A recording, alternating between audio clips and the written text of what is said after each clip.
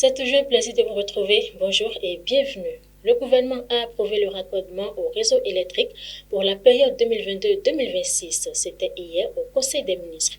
L'objectif est de faciliter l'accès à l'électrification à tous et d'encourager la baisse des coûts de branchement. Ce projet du gouvernement béninois est d'une somme de 107 milliards de francs CFA et va permettre d'assurer l'alimentation en énergie électrique de près de 2 millions d'abonnés supplémentaires à l'horizon 2026.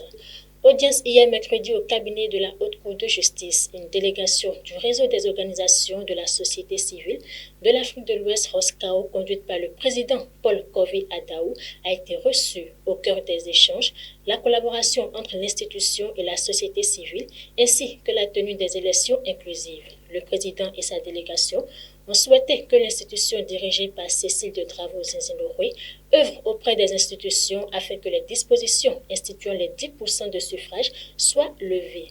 Hors du Bénin, le chef d'État ivoirien Alassane Ouattara va rencontrer ses prédécesseurs Laurent Gbagbo et Henri Konan Bédié le 14 juillet prochain. L'annonce a été faite lors du Conseil des ministres tenu hier mercredi. Selon les membres du gouvernement, cette rencontre sera l'occasion de s'accorder sur des questions d'ordre national pour l'intérêt supérieur de la nation ivoirienne. Pour rappel, la dernière rencontre entre les trois piliers de la vie politique date d'avant le premier tour de l'élection présidentielle de 2010.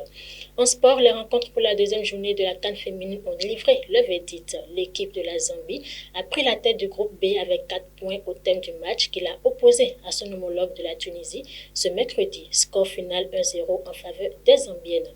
Dans le deuxième match de groupe, le Togo a enregistré son premier point après avoir contré le Cameroun au nul de 1 but partout. Voilà, c'est tout pour ce flash d'information. Merci pour l'attention. Agréable journée à chacun et à tous.